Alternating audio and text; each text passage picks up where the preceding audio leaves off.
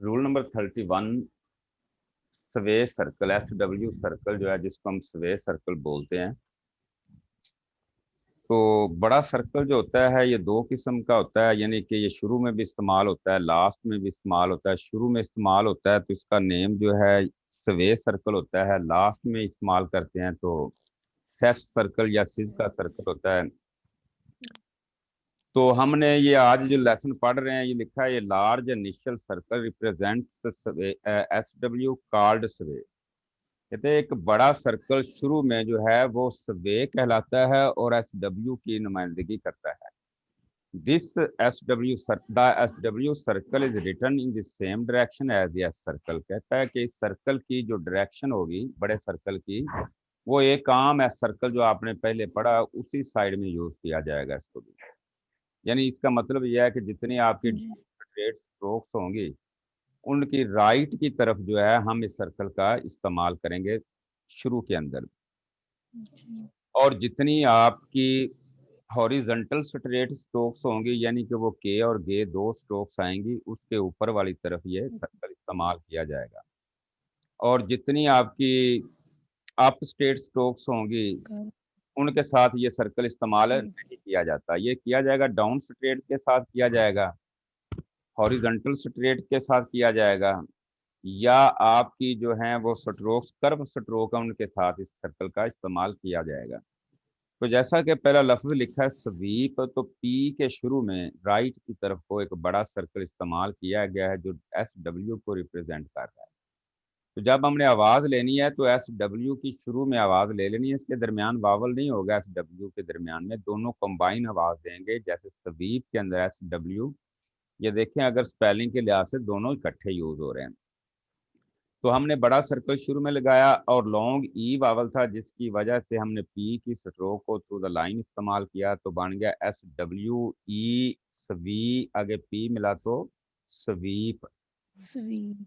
इसी तरह next word लिखा है स्वीट, तो SW की इसकी आवाज आ गई, टी थ्रू द लाइन इसलिए लिखा है क्योंकि ये वावल जो है लॉन्ग ई है वो थर्ड प्लेस का वावल है। तो हमने जब आवाज लेनी है तो स्वे की आवाज ली, यानी SW की आवाज ली, SWE स्वी, आगे टी मिला तो स्वीट। इसी तरह स्वीट के साथ ST लूप लगा दी, नेक्स्ट तो क्या बना स्वीटेस्ट। आगे एल की स्ट्रोक है तो शुरू में बड़ा सर्कल लगाया, SWEL स्वेल। इसी तरह स्वेलिंग, इस तरह स्विम, SWIM स्विम।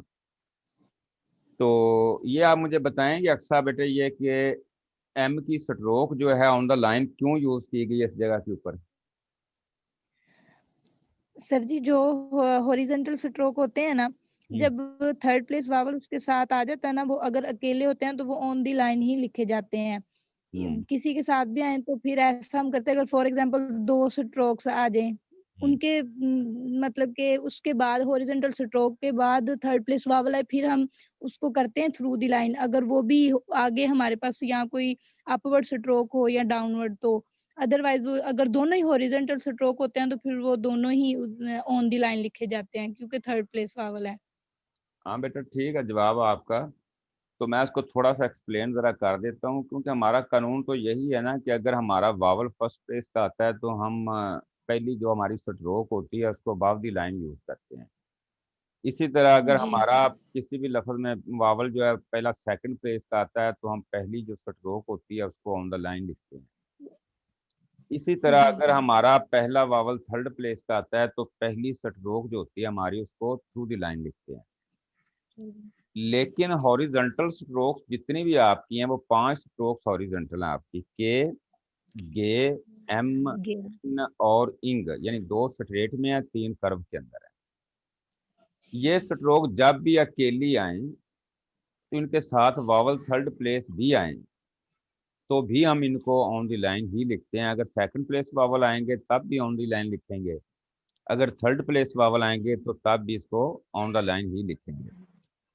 लेकिन अगर ये स्ट्रोक हॉरिजॉन्टल के बाद भी कोई स्ट्रोक्स और भी हैं तो फिर हमने उनके बाद आने वाली जो स्ट्रोक होगी उसको थ्रू द लाइन करेंगे, यानी जो इसके बाद स्ट्रोक जी। होगी उसको थ्रू द लाइन लिखेंगे। अगर वो स्ट्रोक आपकी डाउन स्ट्रेट है हॉरिजॉन्टल के बाद, तो फिर पहले वाली जो आपकी हॉरिजॉन्टल स्ट्रोक होगी उसको अबव द लाइन यूज करेंगे। थ्रू द लाइन करने के लिए अगर उसको अबव द लाइन लिखेंगे तो जो नीचे आने वाली स्ट्रोक है डाउन स्ट्रेट है, उसको हम थ्रू द लाइन कर पाएंगे। लेकिन अगर उस हॉरिजॉन्टल के बाद जो आने वाली स्ट्रोक है अगर वो अपवर्ड हो, तो फिर हम क्या करेंगे, फिर हम उस हॉरिजॉन्टल स्ट्रोक को जो है अंडर द लाइन यूज करेंगे, नीचे से यूज करेंगे। जैसे कि अगर मैं मिसाल के तौर पर लफ्ज बोलता हूँ मील या मिल को ले लेते हैं, या मिल्क को ले लेते हैं। अब एम हॉरिजॉन्टल स्ट्रोक है, इसके बाद एल की स्ट्रोक है वो अपवर्ड है। तो अब हमने जो एम की स्ट्रोक होगी इसको अंडर द लाइन यूज करेंगे, यानी इसका मतलब ये होगा कि वो लाइन से नीचे यूज करेंगे तो तब ऊपर जाने वाली स्ट्रोक वो लाइन को क्रॉस करेगी। तो ये बेटा इसका कानून था कि हमने प्लेस किस तरह करते हैं। अगर पहली हॉरिजॉन्टल स्ट्रोक आती है, अगर वो केली है तो फिर भी हम उसको ऑन द लाइन लिखेंगे, चाहे वावल थर्ड प्लेस के भी हों। लेकिन अगर वो एक से ज्यादा कॉन्सोनेंट के ऊपर मुश्तमिल है, ज्यादा स्ट्रोक के ऊपर मुश्तमिल है, तो फिर जो हॉरिजॉन्टल के बाद आने वाली स्ट्रोक होगी उसको देखा जाएगा क्या वो अपवर्ड है या कि डाउनवर्ड है। अगर तो अपवर्ड है तो फिर तो अंडर द लाइन यूज करेंगे उस स्ट्रोक को, आपकी वो जो हॉरिजॉन्टल है। अगर वो आपकी स्ट्रोक डाउनवर्ड है तो फिर हम अबव द लाइन यूज करेंगे, ताकि जो उसके बाद आने वाली स्ट्रोक है उसने नीचे की तरफ को आना है, लिहाजा वो लाइन से क्रॉस हो सके। तो इस चीज की समझ आई है जो अभी मैंने ये चीज एक्सप्लेन की है। जी सर। तो ये था तरीकाकार इसका। आगे मैं चलता हूँ, जरा बी की तरफ जा रहा हूँ। लिखा है this way circle represents the world as we in such phrases है। कहता है जो स्वे सर्कल है इसको हम फ्रेजिंग के अंदर, यानी एक से ज्यादा अल्फाज के तौर पे हमने यूज करना है इस सर्कल को, तो फिर एज वी के तौर पे यूज करेंगे। यानी ये जो सर्कल होगा बड़ा स्वे वाला, इससे दो अल्फाज की नुमाइंदगी होगी, एज की भी और वी की भी। यानी इस तरह समझ लें कि जो एस है उससे एज बन जाएगा, जो वे है उससे वी बन जाएगा। यानी एस डब्ल्यू को जाहिर करता है ना, एस से क्या बना एज, और जो डब्ल्यू है उससे क्या बन जाएगा वी। तो इस तरह एज वी का इजाफा करेगा। जैसा कि ये लफ्ज देखें तो ये एज वी हैव लिखा हुआ है, हैव की स्ट्रोक डाली है ऑन द लाइन, शुरू में सर्कल जो इस्तेमाल किया, अब ये एज वी को रिप्रेजेंट कर रहा है। As we have, as we think, as we shall, as we wish, as we may, as we know, as we can, as we are। तो ये देखें जितनी भी ये फ्रेजिंग हुई है सभी के साथ as we का इजाफा हुआ है। किससे हुआ है? इस स्वे सर्कल से। तो एक चीज ध्यान में रखनी है, अगर तो फ्रेजिंग के अंदर आप यूज कर रहे हैं तो फिर तो एज वी का इजाफा होगा, लेकिन अगर केले लफ्ज के तौर पे आप इस्तेमाल कर रहे हैं तो फिर ये सवे की आवाज देगा सर्कल जो है। इसी तरह ही यहाँ तक बात क्लियर होगी बेटा, जो मैंने अभी समझाई ये चीज जो है, ये बी वाली जो है। Yes sir. बेटा जहाँ समझ नहीं आती जी वहां सर। से आपने मुझे कहना सर हम इसकी समझ नहीं आ रही, आपको री एक्सप्लेन कर दें, मैं दोबारा से कोशिश करूंगा आपको समझाने की। तो उसके आगे लिखा है सर कि आ गई। It is also used to form the phrase as well as. कहता है जैसा कि ये एज वेल एज की एक फ्रेज बनाई गई है, इसके अंदर क्या किया गया है कि ये शुरू में बड़ा सर्कल जो है एज के लिए भी यूज किया गया, आगे डब्ल्यू जो है इसका है उससे वेल बना के आगे फिर एज को ज्वाइन कर दिया। मैं इसको रिपीट करता हूँ जरा। यानी एस तो आ गया, एक बड़ा सर्कल एस और डब्ल्यू को जाहिर करता है, एस और डब्ल्यू को। एस से तो आ गया ना, एस बन गया आपका। अब इसका डब्ल्यू बच गया हमारा, यानी डब्ल्यू को भी इसने नुमाइंदगी करनी थी अभी। यानी एस से तो मैंने एस बना लिया, आगे जो वे बचा आपका वे मिला एल से तो ये बन जाएगा वेल, आगे फिर एस को ज्वाइन कर दिया गया। इस तरह से ये फ्रेजिंग हुई एज वेल एज की। इसी तरह वो कह रहा है सी के ऊपर the large circle represents the two S's in such phrases as. कहता है कि ये जो बड़ा सर्कल है चूंकि ये दो एस की भी नुमाइंदगी करता है कुछ फ्रेजिंग में। जैसा कि अगर हम बात करें दी की स्ट्रोक के साथ बड़ा ये सर्कल इस्तेमाल किया गया है, अब ये दो एस की किस तरह नुमाइंदगी करेगा? वो इस तरह करेगा कि दी के साथ एक एस लेंगे तो ये बनेगा दिस, यानी ये बड़ा सर्कल जो है ये दो एस की नुमाइंदगी कर रहा है ना, तो एक एस दिस से जब मिलेगा तो ये बनेगा दिस, और एक एस जो बाकी बच जाएगा उससे बनेगा इज, तो ये इस तरह बनेगा दिस इज। इसी तरह दी के आगे और इजाफी टिक लगा दी तो दिस इज दी बन जाएगा ये। आगे नेक्स्ट वर्ड देखें, दी की स्ट्रोक है, बड़ा सर्कल दो एस वाला है, आगे टी को ज्वाइन किया है। अब बड़े सर्कल से चूंकि हमने दो एस तो लेना है, एक एस मिला दी से तो बना दिस, एक एस जो बच गया है वो टी से मिलेगा तो सिटी बन जाएगा। इस तरह ये फ्रेजिंग बनेगी दिस सिटी की।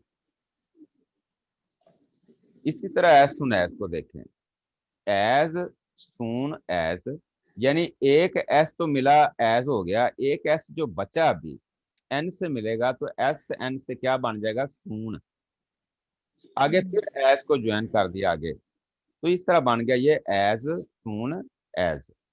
इसी तरह पी एस को आगे और ज्वाइन कर दिया पॉसिबल के लिए, ये बन गया एज सून एज पॉसिबल।